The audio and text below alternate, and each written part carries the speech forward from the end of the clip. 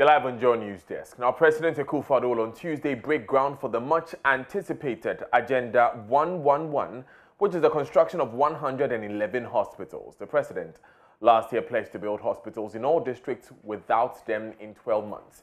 Information Minister Kojo Oppong-Nkrumah on Sunday announced that government has so far secured 88 different parcels of land for the construction of 101 district, 6 regional, and 2 new psychiatric hospitals. 101 district hospitals will commence on Tuesday, the 17th of August, 2021. The project will also see to the provision of 2 specialized hospitals, one for the Middle Belt, one for the Northern Belt of the country. These are psychiatric hospitals. And then a redevelopment of the Accra Psychiatric Hospital. There will also be the development of 6 new regional hospitals and 1 extra regional hospital for the Western region. The District Hospitals project, as you recall, was first announced in April 2020 by President Akufo-Addo during his 8th COVID update to the nation. And it is programmed to take between 12 months to complete each one from the point of commencement. Now, since its announcement, the Project Implementation Committee, chaired by Chief of Staff, Madam Akosua Frema-Osei-Opare, has been delivering a number of objectives. 1, to secure the physical location of 101 sites. Currently, they have secured 88 of those 101 sites.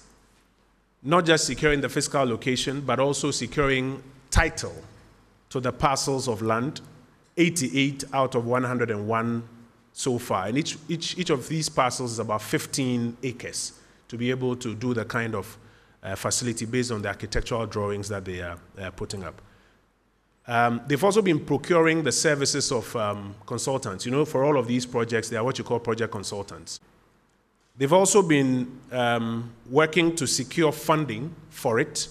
Currently, commencement funding of $100 million has been made available to the project through the Ghana Infrastructure Investment Fund. For the projects themselves, it's budgeted at nearly $17 million for each of the district hospitals.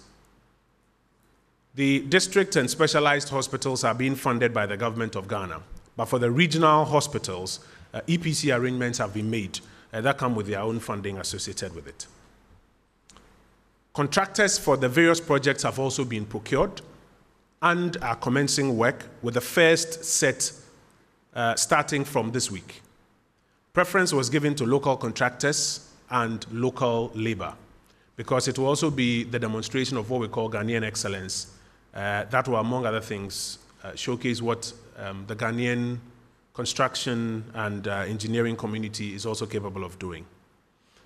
The project is expected to deepen healthcare delivery at all district levels and ensure that the Ghanaian can access high-quality healthcare at all district levels. It will also provide thousands of jobs for the healthcare staff who are going to be recruited and posted to these 111 facilities across the country: district hospitals, specialized hospitals, regional hospitals.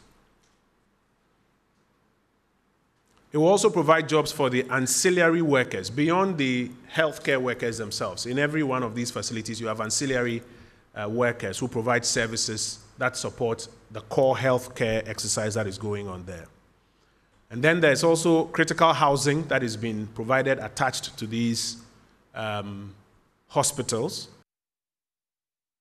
Now let's speak to the advisor and former chairman of the Coalition of NGOs in Health, Dr. Gabriel Benaku, for this. Thanks very much for joining us, sir.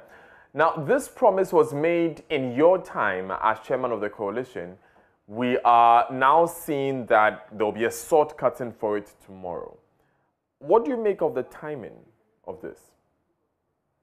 Yeah, thank you, and good morning to everybody in Ghana and outside. We appreciate the move by government, as we have always when I was the national chairman, we have a lot of information in all the districts in Ghana. Now, at that time, on your platform, after the minister announced, we said that it was not possible. Pardon me, please speak up for me, Mr. Benako. It's very difficult to hear you. Yeah, I said at the time I was the national chair, I was on your same platform, which I challenged government that it was not possible for them to have been able to do it within that short period. At that time, there was no stakeholders consultation. At that time, we didn't know how much the health facility would cost. What is the standard for health facilities at the district level? What is the standard for regional or referral facilities at the regional level? And so we are happy that government has been able to, as they say, they have been able to mobilize resources to pursue what they call the Agenda 111 or so. We will continue to play our part as a civil society, but the issues still remain. In Ghana, we have not addressed the sociological aspect of health. How are stakeholders properly engaged? When you secure funding and you put up a facility and you are not able to get the stakeholders to buy in, the facility will be weak.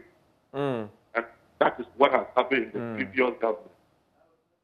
From we all know, from Rawlings, from Kufuor, from the late Professor Mills, we have seen infrastructures are still there without use. So that is because we have not used the social aspect of health. Okay. We have not involved stakeholders. So they are not part of the sizing of the facility. So this is something that you would encourage government to do, to involve more stakeholders so that these facilities are not abandoned. Yes. If you count now, we have you can still get my records are confirmed because I left just this month ago. But at the time I was leaving, there were more than 55 health facilities at district and sub-district and community level that were completed by the government and they were not being used by the current government. It's just because we have not sociologically involved stakeholders. We have not recognized the other political parties' contribution to health. We have not recognized the private sector contribution to health. So government tends to initiate new projects without completing health facilities. Okay. And I think as a country, we need to change that myth, that perception, and that attitude of not using facilities built by previous government. Gabriel Benako, thank you very much for joining us this morning on News.